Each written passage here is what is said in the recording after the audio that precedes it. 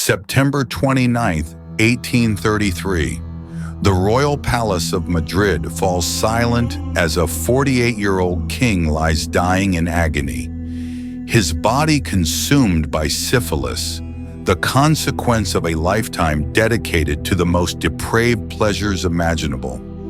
This is Ferdinand VII of Spain, and what you're about to discover about his reign will shock you.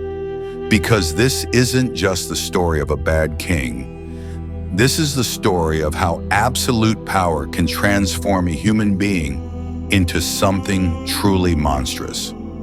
Ferdinand VII didn't just rule Spain, he terrorized it.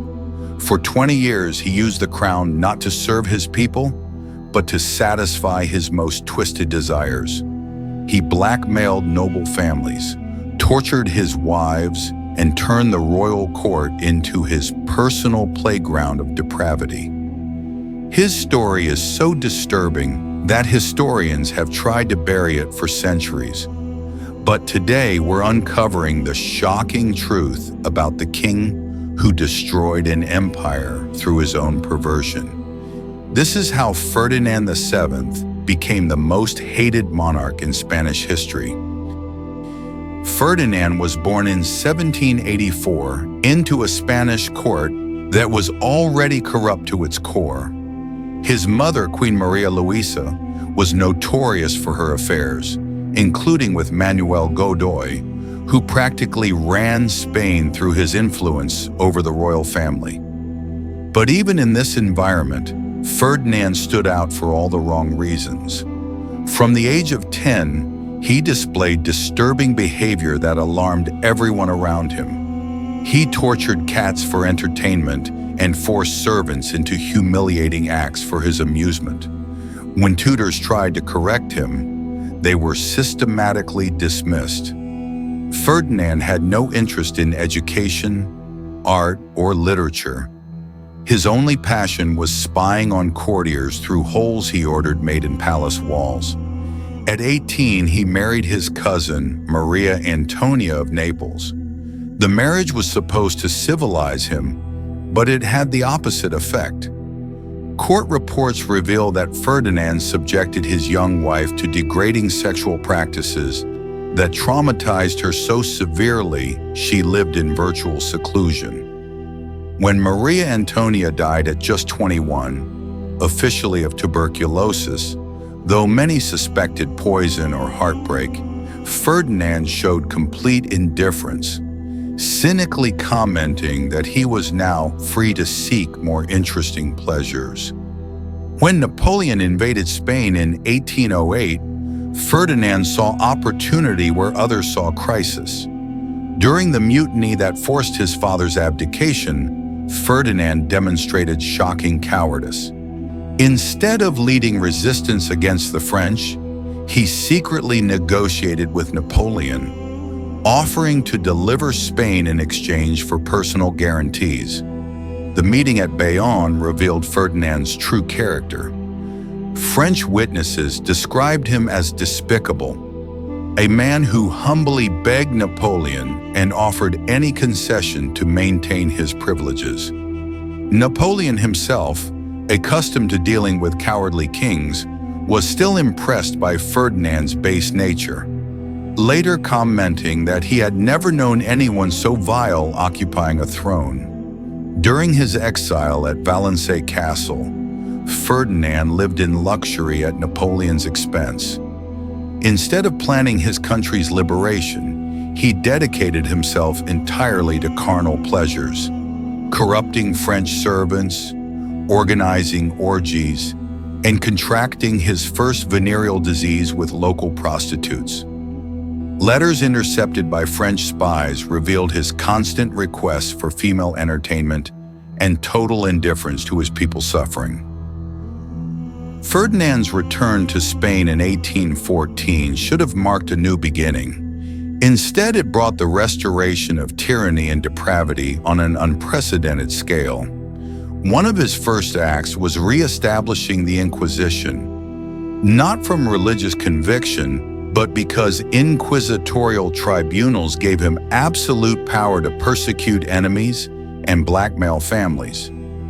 He used heresy accusations to force women to submit to his desires, promising forgiveness in exchange for sexual favors. His second marriage to 19-year-old Isabella Braganza was even more sordid than his first. Ferdinand, now 32 and already marked by debauchery, subjected his young wife to worse abuse than he'd inflicted on Maria Antonia. The Spanish court became a den of corruption where public positions were granted to men willing to offer their wives or daughters for royal pleasure. Ministers were chosen not for competence, but for the beauty of their female family members.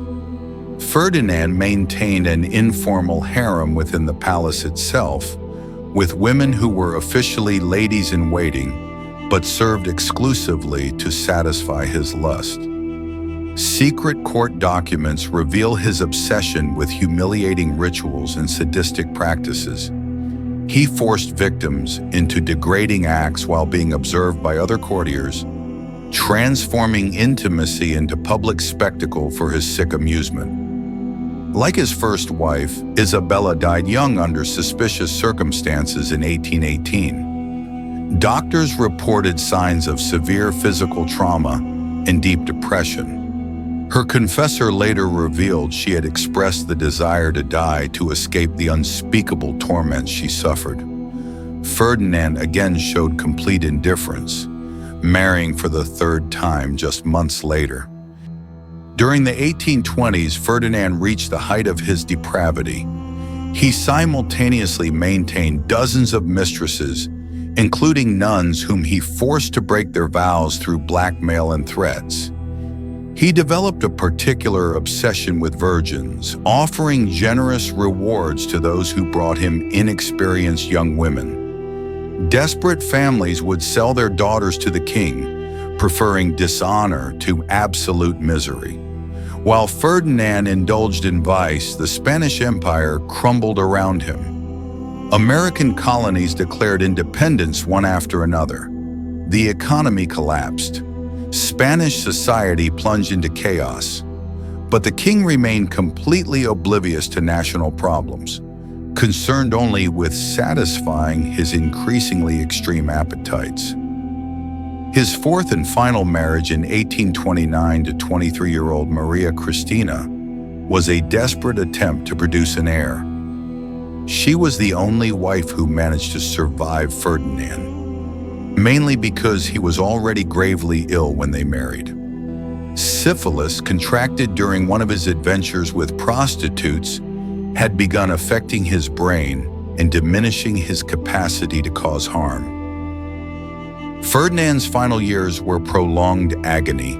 The venereal disease slowly consumed his body, causing repugnant ulcers, constant pain, and progressive mental deterioration. The man who once terrorized defenseless women was now defenseless himself, consumed by his own depraved choices.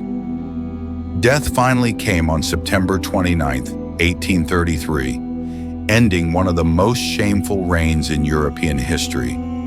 There were no sincere tears at his funeral, only the relief of a nation finally free of its torturer.